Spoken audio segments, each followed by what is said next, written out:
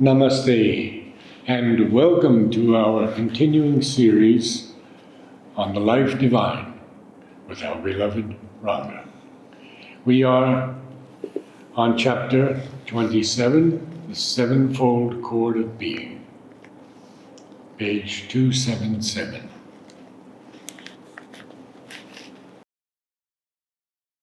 So I'll read the para first, then we'll come back to it.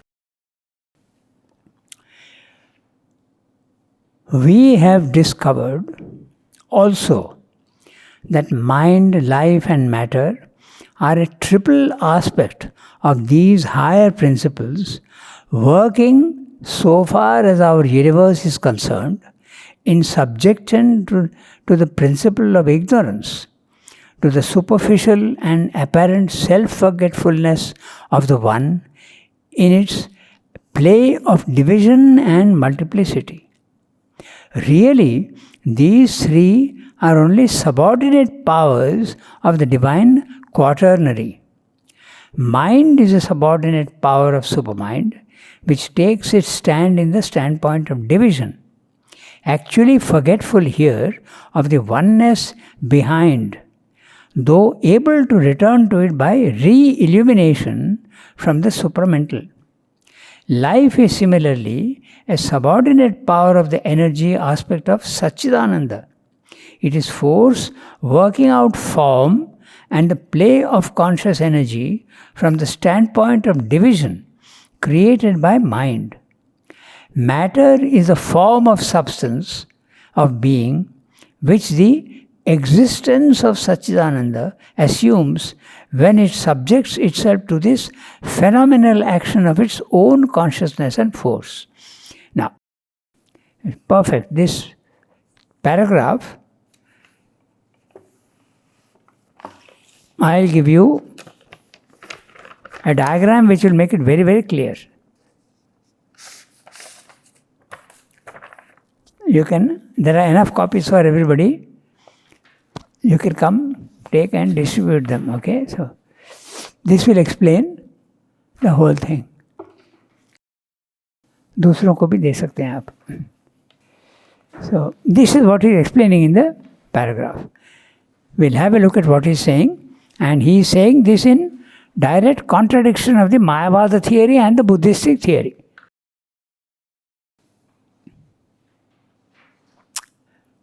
Okay? So, what he is saying is that the higher hemisphere and the lower hemisphere divided by the supermind, which supermind is a dividing line between the higher hemisphere and the lower hemisphere.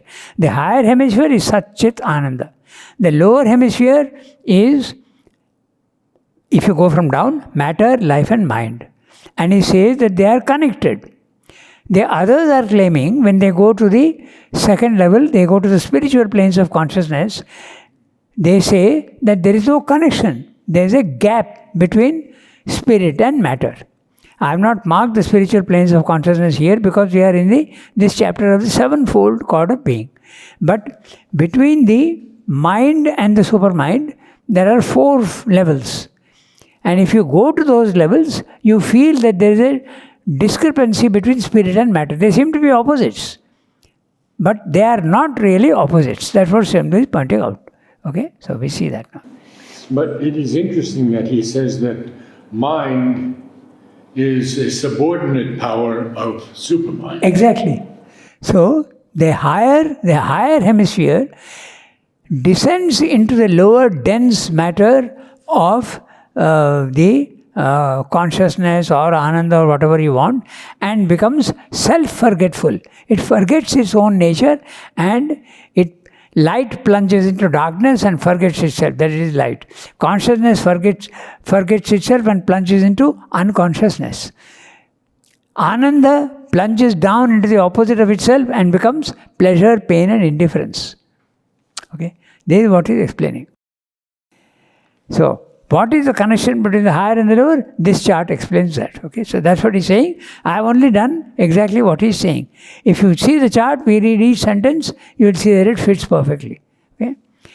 We have discovered also that mind, life and matter, the lower hemisphere, he is going from mind, life below it, matter below it, are a triple aspect of these higher principles. Higher principles, Satchidananda, working so far as our universe is concerned in subjection to the principle of ignorance. So, when you are coming, the Satchidananda is coming down, it is subjecting itself to the law of ignorance, diminution and also distortion. But this diminution and distortion is apparent. It is not real. Okay? But he says, so far as our universe is That's concerned. right. So far as our universe is concerned, because even in the universe, you can have a consciousness of the higher, which you don't feel when you go to the spiritual levels of consciousness. When you go to the spiritual levels of consciousness, which I have not marked here because it's a different chapter. But between mind and supermind, there are 4 planes which he calls the ideal planes or the spiritual planes of consciousness. There are 4. According to him, he has divided into 4. You can divide into any you want, any number. Higher mind, element mind, intuitive mind and overmind. So these planes of consciousness, when you go, you feel that spirit and matter are absolute opposites. Spirit is one, the world is many. Spirit is infinite, the world is finite. Spirit is subtle and this is gross. It's absolutely the contrary. That's the whole point. Okay? So, he's saying, in subjection to principle of ignorance, to the superficial and apparent self-forgetfulness of the one in its play of division and multiplicity. So, division, when the one comes down, it becomes multiplicity, division. And it divides itself up. But this division is apparent, so it is very clear. Apparent self-forgetfulness, because you can recover the non-forgetfulness. You can recover, even when you are identified with your body, mind, life, you can realize that you are pure consciousness and pure soul. That's what the yogi does. And Srimad wants even the body to participate in that. Okay? Self-forgetfulness of one in its play of division and multiplicity. Really, these 3 are only subordinate powers of the divine quaternary. The divine quaternary, Sat, Chit, Ananda, supermind. He is including supermind in the quaternary. Okay? So, because supermind is divine. Mind is a subordinate power of supermind. You can see now, supermind, when it descends, it becomes our mind. So, behind the apparent imperfections of mind, there is the supermind supporting it. So, from the mind, you can go up to the supermind. Its connection is there. Okay? Then the next one takes the standpoint of division, actually forgetful here of the oneness behind, though able to return to it by re-illumination from the supermental. So, from the mind, it is possible to go back to the supermind by an effort. Re-illumination. The mind's ignorance you lose and go up, you can go back to the supermind. Then the next one. Life is similarly a subordinate power of the energy aspect of Satchidananda. The energy aspect, Chit Shakti.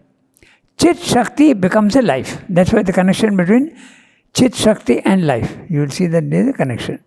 Okay? It's the same. The pure energy of spirit forgets itself, degrades itself, apparently diminishes itself and becomes the life, our vital. Our vital also is energy, but it has lost its absolute power. And it becomes also corrupted and impure. But it can be made pure even here. And that's what yoga is all about. You can purify your vital. Not easy, but it can be done. Okay? So, life is similarly a subordinate power of the energy aspect of Satchidananda. It is force working out form and the play of conscious energy from the standpoint of division created by mind. So, mind creates life, and life, it creates forms. So, it's interesting if you see that way. It is mind that creates life. We spoke about it, if you remember, like a Russian doll or a collapsible telescope. You pull out one by one, one by one. It is there inside. Matter is there in life and life is there in mind.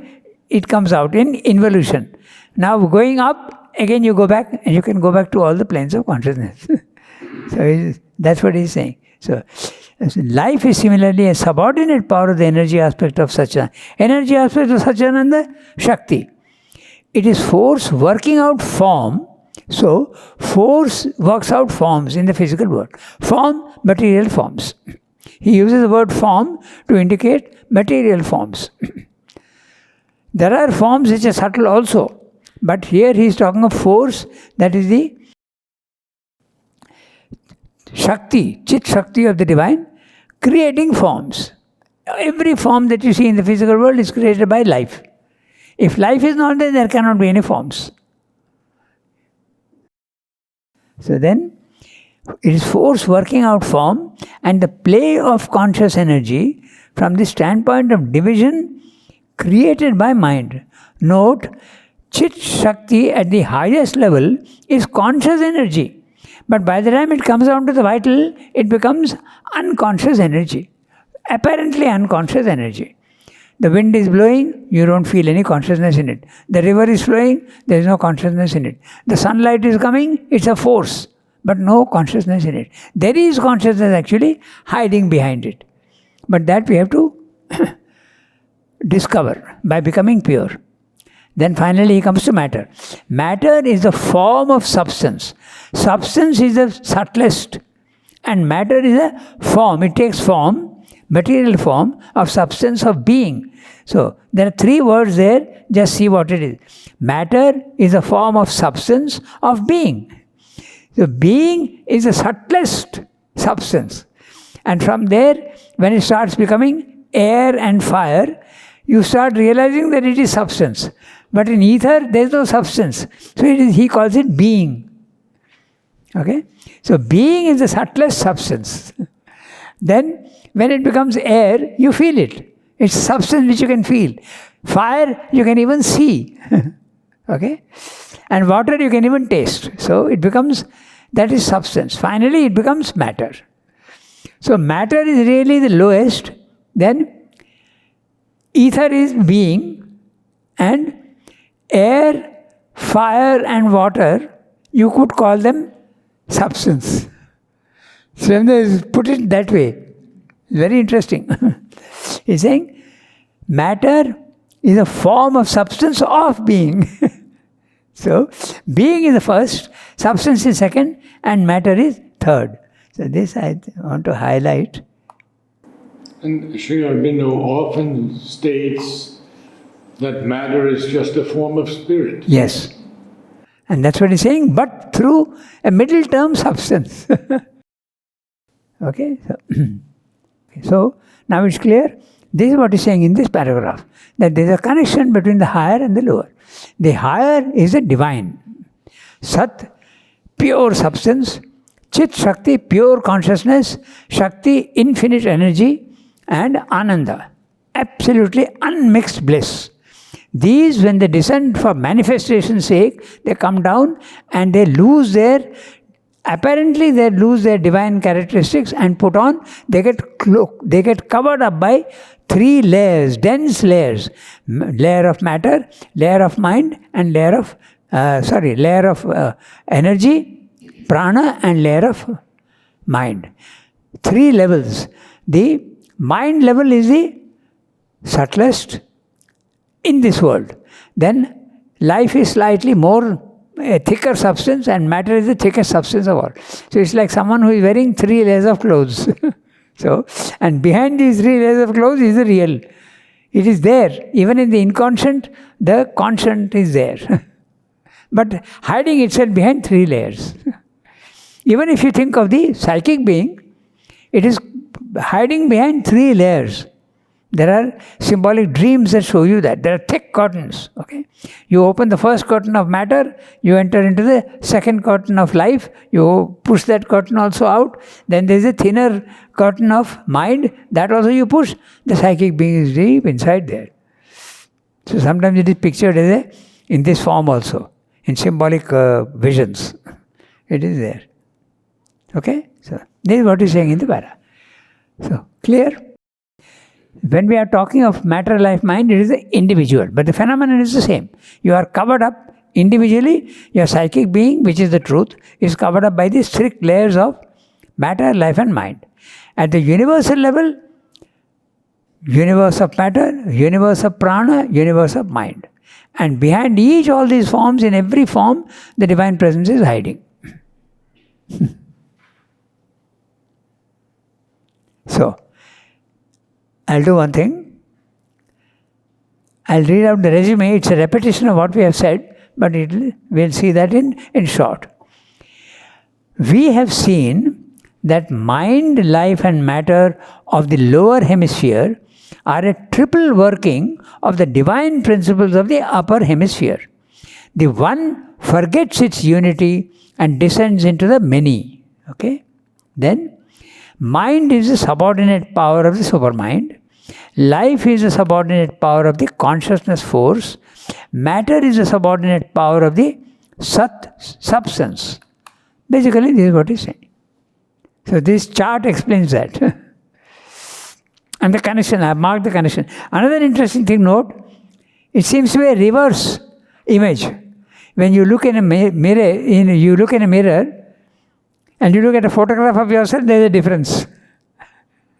Because left becomes right, right becomes left in a mirror. So this is what is happening. The higher when it comes down, it becomes a mirror image. Highest subtle substance is becoming dense substance. Okay? The superconscient is light, the inconscient is darkness. So, apparent opposites, a reversal, but basically the same. And they are so similar. The higher and the lower are very, very similar in many ways, except only in some ways only essentially. The superconscient is infinite, the inconscient is infinite. The superconscient is formless and one. The inconscient also is formless and one. Okay? That is outside time and space. This also you could say in a way that it is outside time and space. Matter, life, mind are in time and space. But whether the inconscient is in time and space, we don't see inconscient. So this is a thing which I am not sure of, but it's an interesting question, whether the inconscient also is outside time and space. But the superconscient is definitely not in time and space. It's beyond manifestation. The inconscient also. So there is such similarity between the inconscient and the superconscient. The only difference is that is light and this is darkness. But otherwise very similar. Infinite, infinite. Oneness, oneness. Okay? Eternal, eternal. That is something eternal. This also is eternal. Absolutely the same, like a mirror image. Okay. So, shall we go to the next para? Yeah. Now, Srila is saying, apart from these three principles of Satchidananda and matter, life, mind, in addition, there is a fourth principle which comes into manifestation at the nodus of mind, life and body, that which we call the soul. But this soul has a double appearance. In front, the desire soul, which strives for the possession and delight of things, and behind, and either largely or entirely concealed by the desire soul, the true psychic entity, which is the real repository of the experiences of the spirit. And we have concluded that this fourth human principle is a projection and an action of the third divine principle of infinite bliss, but an action in the terms of our consciousness and under the conditions of soul evolution in the world. As the existence of the divine is in its nature an infinite consciousness and self-power of that consciousness, so the nature of its infinite consciousness is pure and infinite bliss. Self-possession and self-awareness are the essence of its self-delight. The cosmos also is a play of this divine self-delight. The cosmos also is a play of this divine self-delight. And the delight of that play is entirely possessed by the universal. But in the individual, owing to the action of ignorance and division, it is held back in the subliminal and the superconscious being. On our surface, it lacks and has to be sought for, found and possessed by the development of the individual consciousness towards universality and transcendence. So this requires a lot of looking into. Okay, but the language is very clear what he's saying, but we have to go a little into detail. So, now he is talking of we have discussed Sat, Chit, Supermind, but we have not discussed the Ananda aspect. Briefly we mentioned. But Ananda becomes a psychic being when it descends. Because the psychic being is pure delight. When the psychic being comes in front of body, mind, life, life becomes just one wonderful, happy, absolutely pure and full of delight. There can be you can feel, the body, mind, life will feel the unpleasant things and the tragic events it will feel, but not be affected. It will feel, it will understand, but it will not be depressed or it will not go into a depression. So this is Ananda. Psychic being is essential nature is, when it comes forward, everything you see in the physical world is of three types: bliss, love, and beauty. They are absolutely connected, all the three. Bliss, love, and beauty. When the psychic comes forward, everything becomes blissful. You start appreciating the beauty of flowers, you start appreciating the beauty of animals, you start appreciating beauty of nature. And when you see such beauty, you fall in love with it. And when you fall in love with it, there is also what are the three terms we just now said? Beauty, love, and bliss. They are all connected. It gives you Ananda. When you see beauty, it gives you Ananda. So, this is the nature of the psychic, which he has not dealt with here in detail, or he may also. Let's see what he is going to say. Okay? So, Ananda he is discussing in this para, and is explaining many things so we will go into detail. In addition, there is a fourth principle which comes into the manifestation at the nodus of mind, life and body. So, mind, life and body are the veils covering the psychic being. The psychic being is that, okay? And it's in manifestation. Now, this is an interesting thing. The psychic being is the divine element in man, but which has descended into the manifestation. The self is the individual as well as the universal truth of man, but it does not come down into manifestation. It remains up and supports the manifestation. And that is why it is individual as well as universal. When your soul goes into the self, it feels that it is part of everybody else and everybody else is part of itself. That's a cosmic consciousness.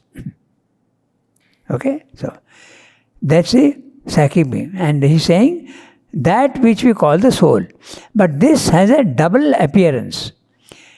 There is the vital being, which is very often mistaken for the soul.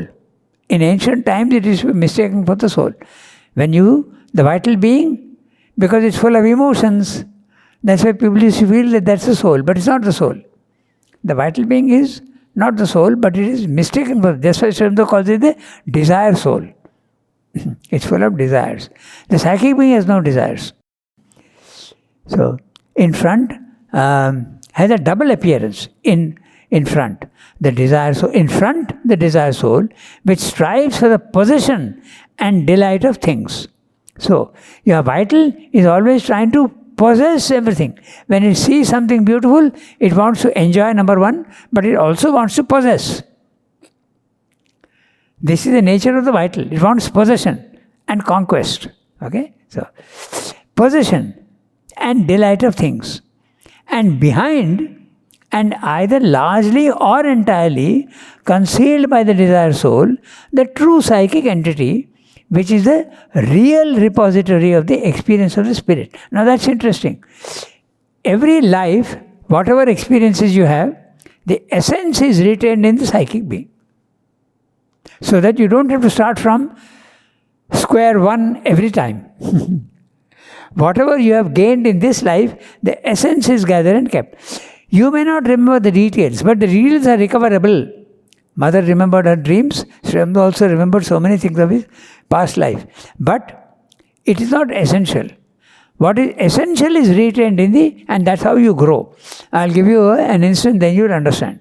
Suppose you are a soldier in this life. Okay?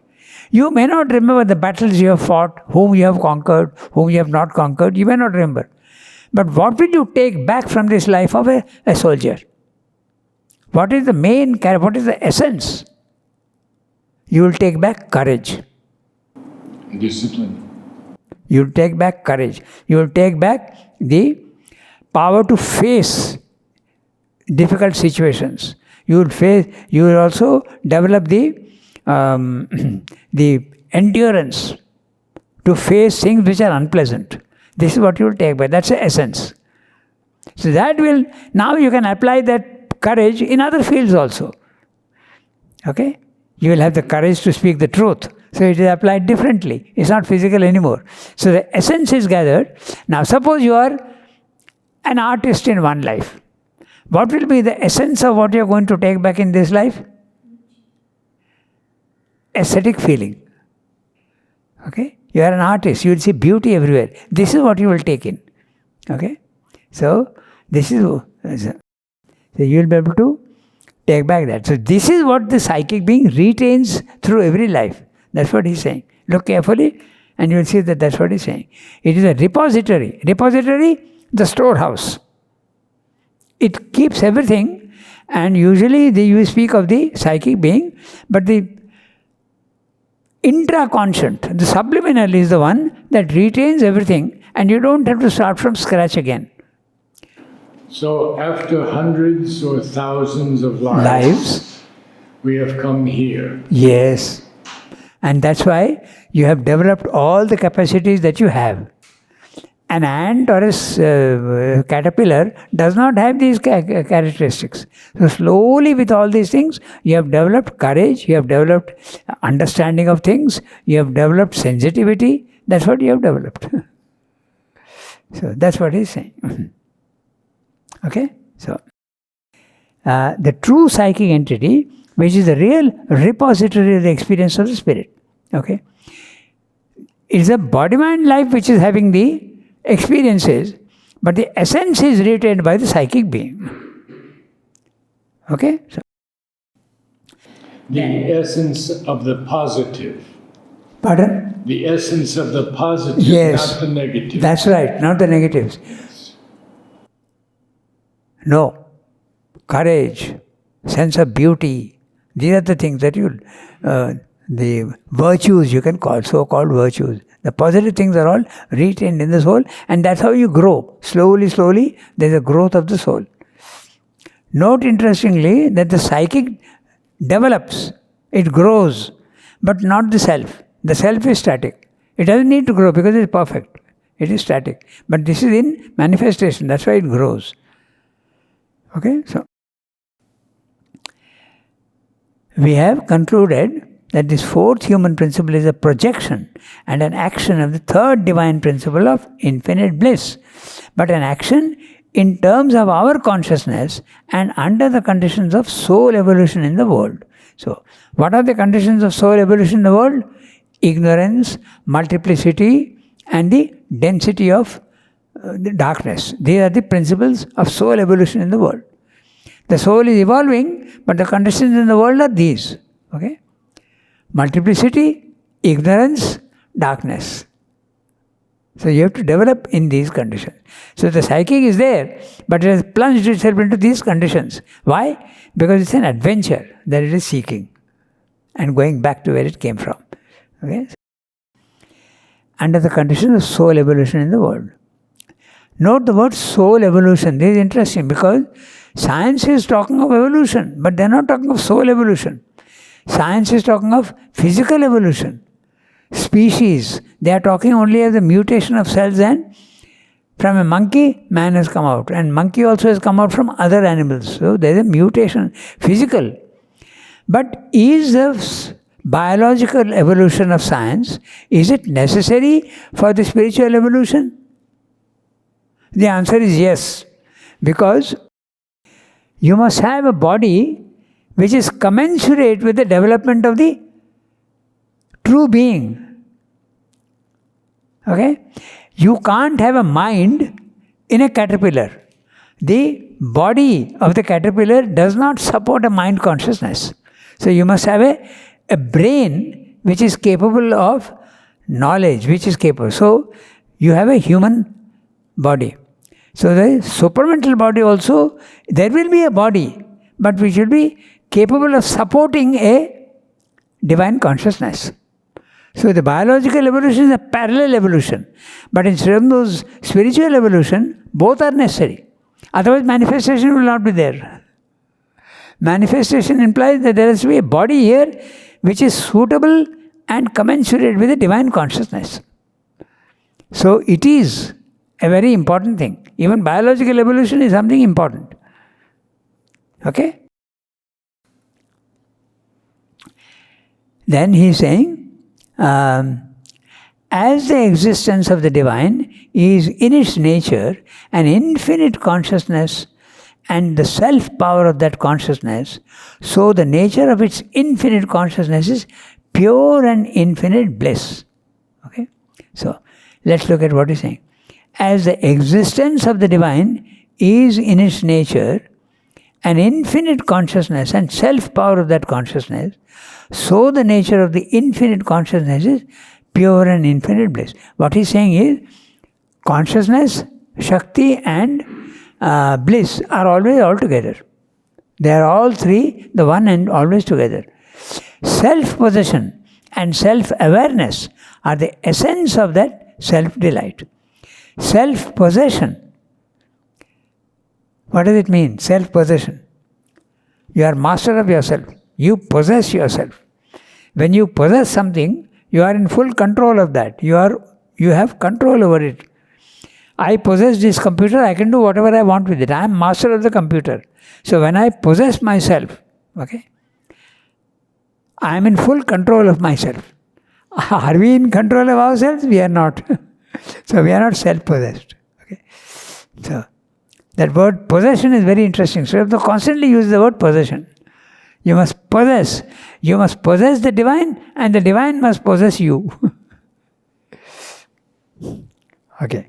Then, self-possession and self-awareness are the essence of that self-delight. The cosmos also is a play of this divine self-delight, and the delight of that play is entirely possessed by the universal. Now, look at that. The cosmos also is a play of this divine self-delight. Ananda is very much there in the cosmos. Okay? It's hiding behind the forms. And the delight of that play is entirely possessed by the universal. The universal consciousness possesses the delight in the universe. And that's the reason why in the Vaishnava theory, the universe is a play of the divine. It's a leela, it's a play. The divine is playing. He's creating forms and enjoying what he's doing. But in the individual, owing to the action of ignorance and division, it is held back in the subliminal and the superconscious being. On our surface, it lacks, and it has to be sought for, found and possessed by the development of the individual consciousness towards universality and transcendence. This last bit, let's see what he's saying. He's saying that in the cosmos, the Satchidananda is available. When you leave your body-mind life and go into the second level of the spiritual planes of consciousness, you can feel the Satchidananda there. In fact, several people in the ashram have claimed that they could, whenever they wanted, they could just make their consciousness rise into an experience of Satchidananda. But Satchidananda you can experience in many degrees. Even at the higher mind level, you can have an experience of Satchidananda. It may not necessarily be the complete one. The complete Satchidananda you will feel only in the supermind. But below that also you can get a reflection of that. Now that's an interesting thing, because how is Sri Aurobindo speaking so much of the supermind? Because he has been sensing and experiencing the reflection of the supermind in the overmind level.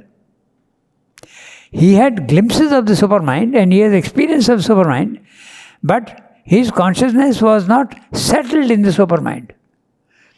He says that very clearly to Niruddha.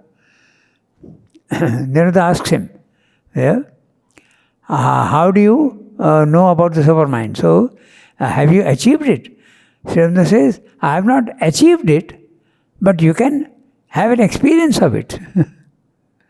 I have not used the exact words, but you can have experience of it. But achieving it means now your consciousness cannot fall below that level. It is realization and experience. The difference between realization and experience. When Sri Aurobindo has experienced the overmind consciousness, realized the overmind consciousness in November 1926, 24th November, now his consciousness cannot fall below that level. That's a realization.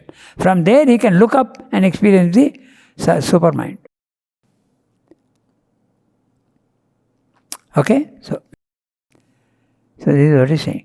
So this Satchidananda is available in the universal planes of consciousness, but in the individual, he's saying it is not there because it is covered up. Yeah? But in the individual, owing to the action of ignorance and division, it is held back in the subliminal and the superconscient being. Okay? The subliminal is the intraconscient. I'll quickly tell you how the whole universe, you are a condensation of the universe. Whatever is there in the universe, you are there in it. The individual is there in it. So he has a superconscient above himself. He has a matter, life, mind in himself, just as what is there in the universe. There is an inconscient in him, just as in the universe. But there is also a intraconscient in depth. That also is there in him. And that's what happens when you experience in dreams. You are going into your intraconscient. The intraconscient is above. So there is a superconscient, an intraconscient, and a subconscient and an inconscient. And there is also another one which he says is your circumconscient around you. That's your aura. The aura is the circumconscient. So you are protected from these infinite consciousnesses, okay, by all these layers. And you are a condensation. But you can blow out your separation, you can blow out your ego and become the cosmic consciousness. That's possible for man. Okay? So, on our surface it lacks. What lacks? And the word lack is very interesting. Normally you would think it's a transitive verb, that it requires an object. But it doesn't. He is using it here in an intransitive sense. I am going into grammar a little bit, because Sri Aurobindo is a master of grammar. So, when you doubt its use, okay, you go back to the dictionary and say, it can be used both transitively and intransitively. It can have an object, it need not have an object. Okay, so it lacks. That means it is not there on the surface. What is not there on the surface? Satchidananda. That consciousness and delight is not there in our normal surface, and has to be sought for, found and possessed by the development of the individual consciousness towards universality and transcendence. So, again, let's look at what he's saying. Because Sri Aurobindo's language is extremely interesting. It's always global. He includes everything. First of all, you have to seek it. Having sought it, you may find it. But you may not be master of it.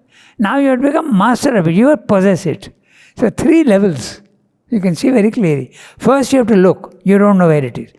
Then you find it. But you are not master of it.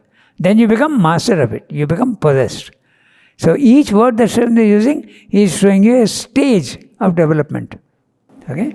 So Then one who is a master on the level of illumined mind, you or can't be full master. can't be full master. It has to be in the supermind. Supermind. Got it. Yeah. But you can have some mastery Oh yes. of that. Oh yes. All yogis have powers. They can do all sorts of things. In fact, they don't show these powers. Okay? But those who are not very mature yogis, they sometimes show off these powers. And then there is a problem. They have to.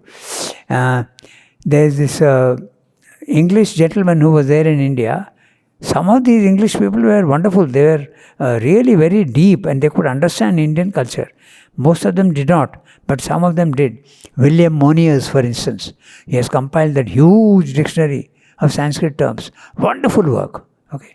Then there was Arthur Avalon, okay, who went into Tantra and he understood what Tantra is all about. Okay. Then there is another Englishman who founded the Asiatic Society. So there were many of them who did very good work. So Arthur Avalon speaks of a tantric who could just look at a scorpion and it burnt it. Absolutely. Such is the power that these ascetic, the yogis can have. But they don't show it. If they show it, there is difficulty. Because the ego is there. Okay? So, now he is saying again, the individual consciousness, from the individual consciousness you rise towards the universality, and from the universality you rise to the transcendence. So, the individual consciousness, you are in your identified with your body, mind, life, level 1. Okay? I like to put it absolutely in graphic terms and say level childish, but anyway, it is understandable then. Level 1, you are in your body, mind, life, you are ignorant, you see the many, you think the world is real. The world of forms you think is real. It is not. It's only a form. Then you go to the universal level. That's a level 2. You go to the self. You see the physical world as illusion. They are only forms. They are not reality. They are born and they die. Therefore, they are not real. You go to the transcendent level and then you see that even behind the forms, there is the divine lurking. The divine is there hiding behind the form. That is the reality of the universe, not the forms. So, that's what he's saying. So, Ananda can be recovered. From the individual consciousness, you go to the cosmic consciousness. From the cosmic consciousness, you go to the supermind. You are master of the Ananda. You possess Ananda. Okay? So, now, what we have discussed and what the chart is there, he is putting it in this way. Okay? It's a very small para and we'll have a look at that. We may therefore, if we will, pose 8 principles instead of 7, and then we perceive that our existence is sort of refraction of the divine existence. Refraction, the opposite image. A reflection, but a refraction. Okay, so I have marked the word refraction. Yeah, a refraction. Its actual meaning is the amount by which a propagating wave is bent. When you have, if you put a stick in water, okay, from one medium to another medium, you feel as though it is bent. Okay, that's also an interesting phenomenon you can understand. So, each of this is a different substance, like air and water, from Sat, Chit, Shakti, Ananda, Soul, mind, life, body, each one is a denser and denser field.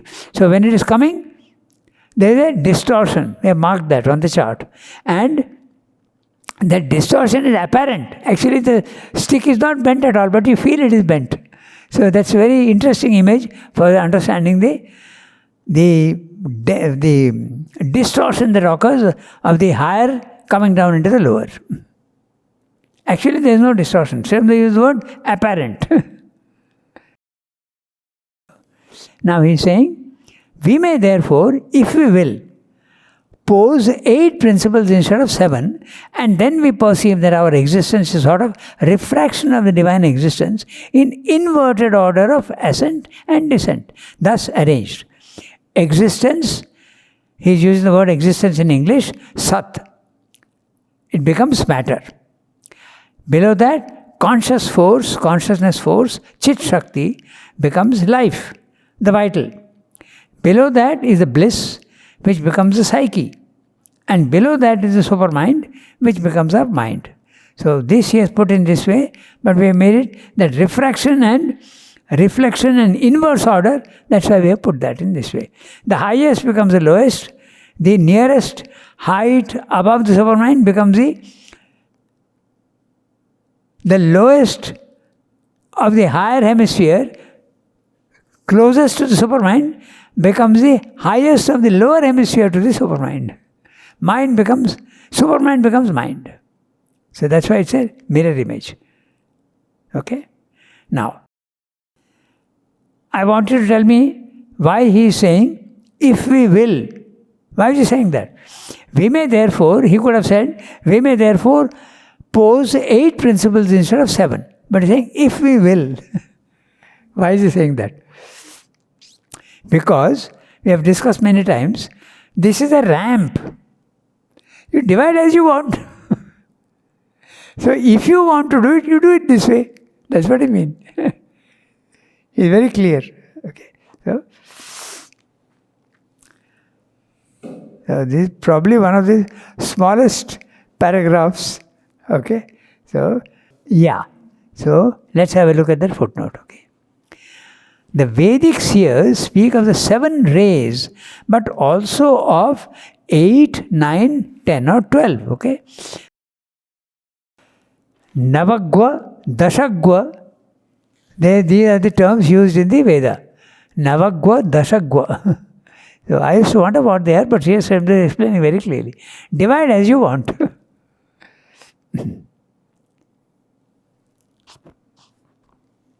And that footnote is pose 8 principles. So that's why he has explained that. You can divide as you want. In fact, Mata says very clearly that you can divide infinitely. She says, use the word. She says, infinite you can divide. Every inch that you go up, characteristics change. Every inch you go up, characteristics change. So you can divide as you want.